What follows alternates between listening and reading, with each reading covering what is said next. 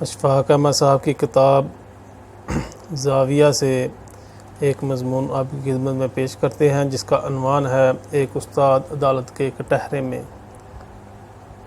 لکھتے ہیں، علم کے بارے میں انسان ہمیشہ سرگرداں رہا ہے اور آج کے دور میں حصول علم کے لیے بہت سی کوششیں صحیح، غلط، کمزور، پیچیدہ، خمیدہ صورت اختیار کی جا رہی ہیں، لیکن میں سمجھتا ہوں یہ جو ساری کوششیں ہیں یہ انسان کے ایک بہتر مستقبل کی نوید کے لیے یقیناً ممدوح معاون ثابت ہوں گی۔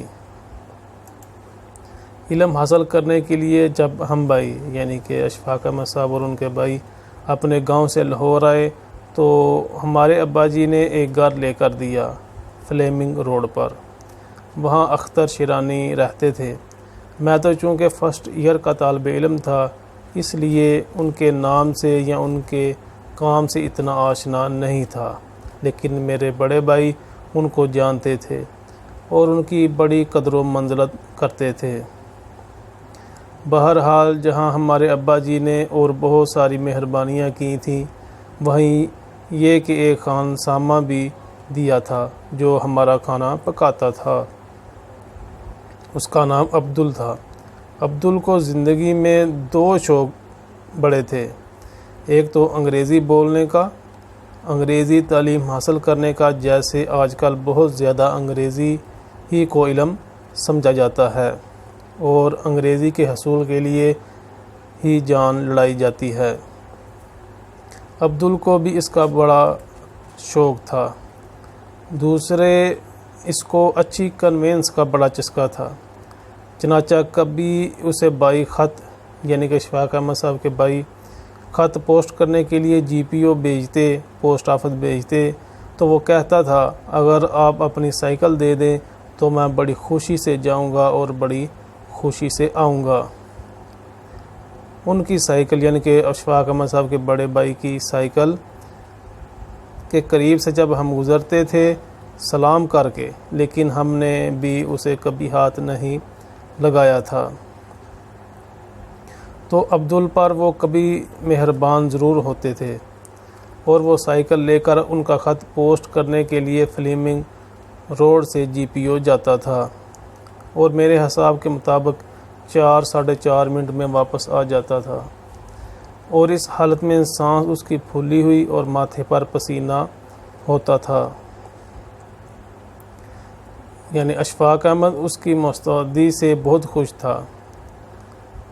اشفاق احمد ان کی عبدل کی مستعدی، ہوشیاری، اتنی جلدی واپس آ جانے سے بہت خوش تھے۔ کہتے ہیں کہ یہ جو اپنی وہیکل ہے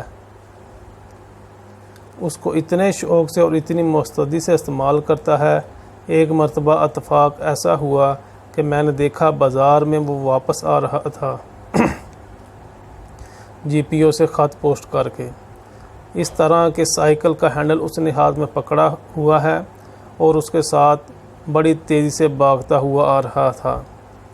اس کے اوپر سوار نہیں تھا، سائیکل پر سوار نہیں تھا، اس کا ہینڈل پکڑ کر تیزی سے بھاگتا ہوا آ رہا تھا۔ تو میں نے یعنی اشفاق احمد صاحب نے اسے روک لیا۔ میں نے کہا عبدل یہ کیا؟ کہنے لگا میں باجی دا خط پا کے آیا تے جلدی واپس آیا۔ میں نے کہا تو سائیکل لے کر گیا تھا؟ کہنے لگا ہاں جی۔ تو میں نے کہا اس پر سوار کیوں نہیں ہوا؟ کہنے لگا عزت کی خاطر لے کر جاتا ہوں، سائیکل مجھے چلانی نہیں آتی۔ تو آج بھی تقریباً ہمارا معاملہ عبدل جیسا ہی ہے۔ دوسرے اس کو جب چھٹی ملتی تھی، عبدل کو جب چھٹی ملتی تھی تو وہ انگریزی فلم دیکھنے جاتا تھا۔ مال روڈ پر 2 سینما تھے جن میں انگریزی فلم لگتی تھی۔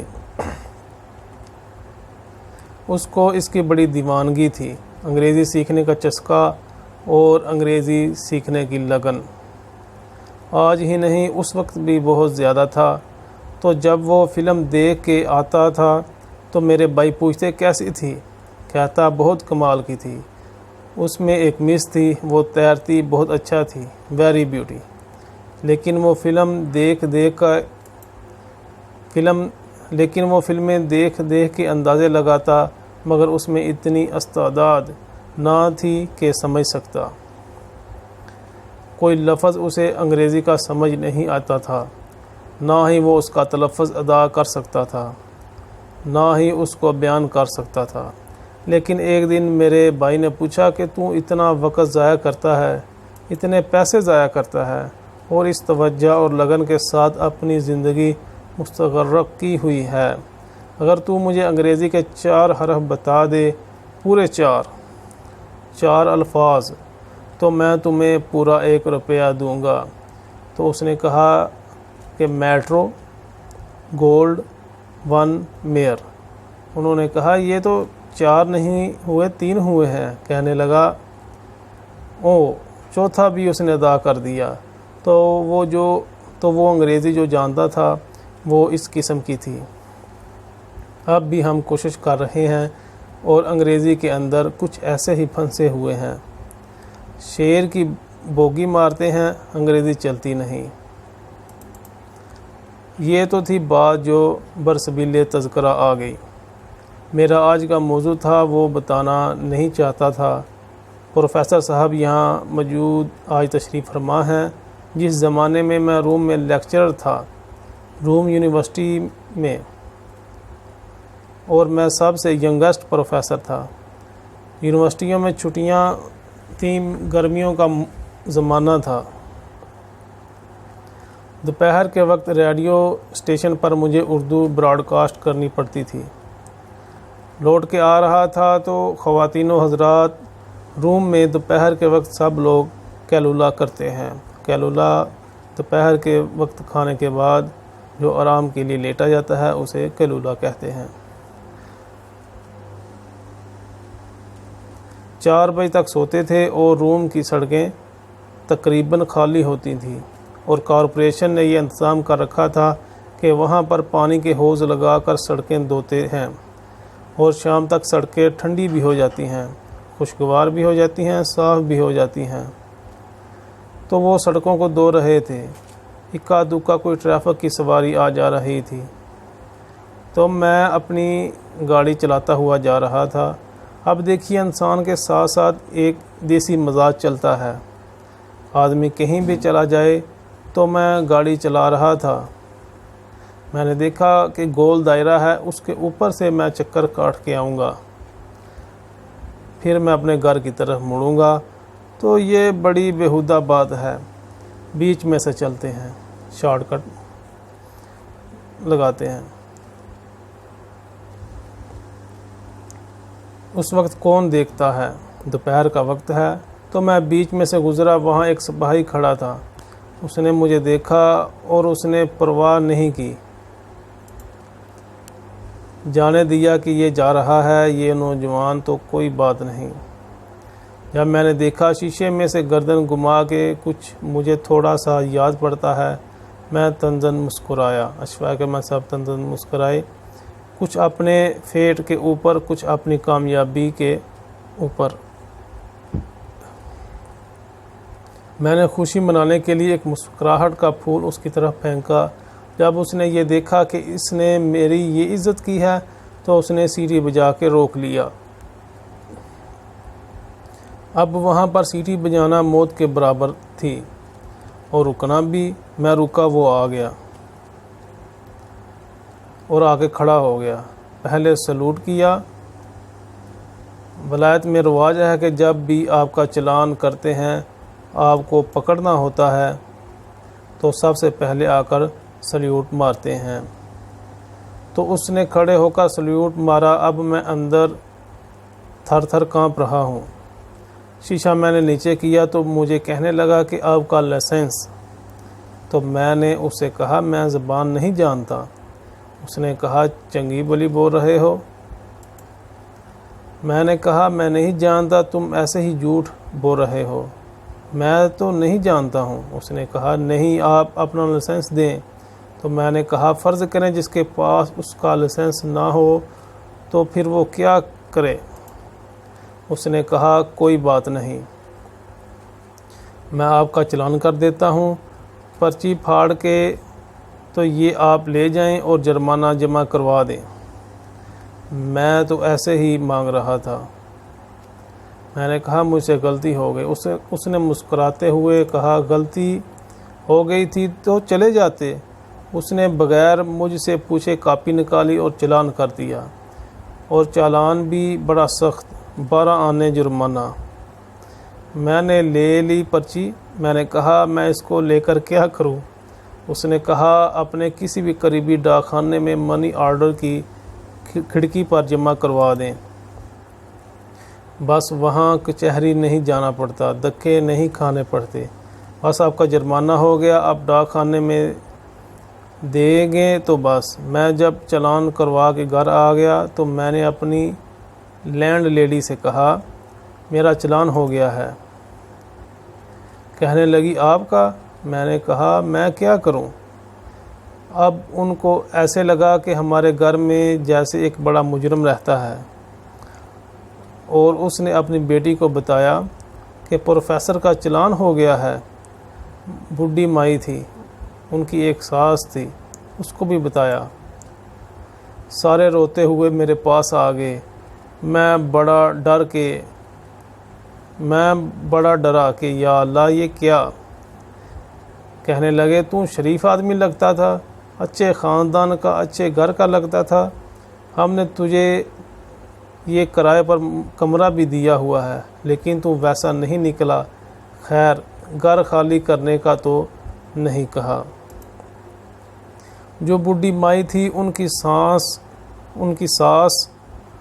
ساس اس نے کہا ہو تو گیا ہے برخوردار چالان، لیکن کسی سے ذکر نہ کرنا، محلے داری کا معاملہ ہے۔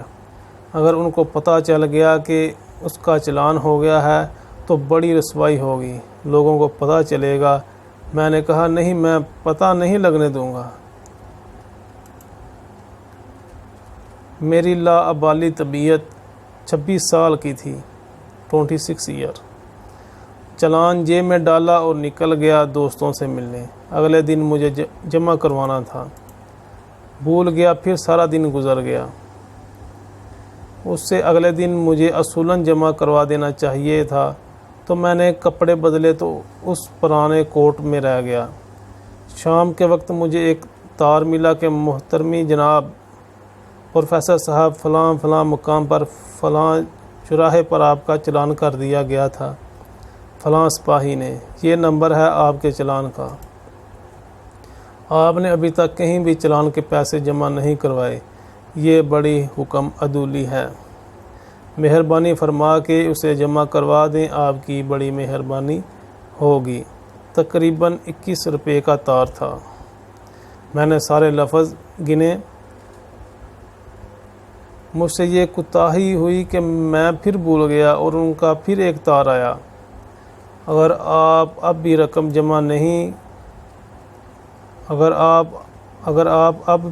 جمع نہیں کروائیں گے تو پھر ہمیں افسوس ہے کہ کورٹ میں پیش کر دینا پڑے گا۔ مجھ سے کوتاہی ہوئی، نہیں جا سکا۔ تب مجھے کورٹ سے ایک سمن آ گیا کہ فلاں تاریخ کو عدالت میں پیش ہو جائیں، اور یہ جو آپ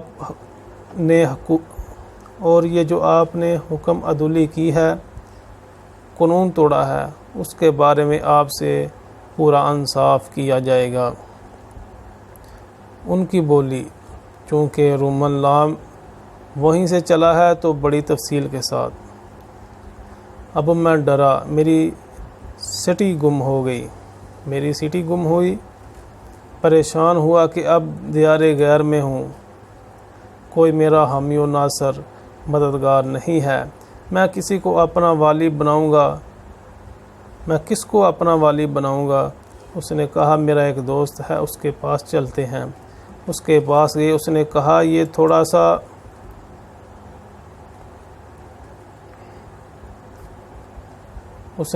تھوڑا سا پیچیدہ ہو جائے گا اگر میں گیا عدالت میں، بہتر یہی ہے پروفیسر صاحب جائیں اور جا کر خود کو فیس کریں، عدالت کی خدمت میں یہ عرض کریں کہ میں چونکہ اس قانون کو ٹھیک طرح سے نہیں جانتا تھا، میں یہاں پر ایک غیر ملکی ہوں، تو مجھے معافی دی جائے۔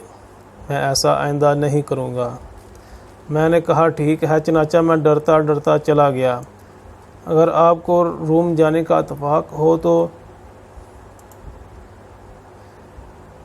پیلس آف جسٹس، وہ رومن زمانے کا بہت بڑا وسیع و عریض ہے، اسے تلاش کرتے کرتے ہم اپنے جج صاحب کے کمرے میں پہنچے تو وہ وہاں تشریف فرما تھے۔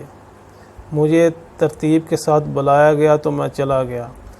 اب بالکل میرے بدن میں روح نہیں ہے اور میں خوف زدہ ہوں، اور کانپنے کی بھی مجھ میں جرأت نہیں، اس لیے کہ تشنیج جیسی کیفیت ہو گئی تھی۔ انہوں نے حکم دیا آپ کھڑے ہوں اس کٹہرے کے اندر۔ اب عدالت نے مجھ سے پوچھا کہ آپ کا چلان ہوا تھا اور آپ کو یہ حکم دیا گیا تھا کہ آپ یہ 12 آنے ڈاک خانے میں جمع کروائیں، کیوں نہیں کروائے؟ میں نے کہا جی مجھ سے کوتاہی ہوئی ہے، مجھے کروانے چاہیے تھے، لیکن اس نے کہا کتنا وقت عملے کا ضائع ہوا، کتنا پولیس کا ہوا، اب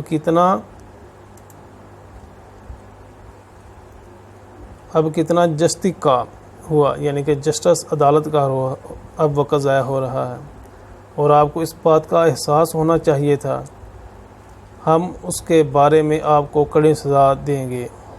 میں نے کہا میں یہاں پر ایک فارنر، غیر ملکی ہوں، پردیسی ہوں، جیسا ہمارا بہانہ ہوتا ہے، میں کچھ زیادہ آداب نہیں سمجھ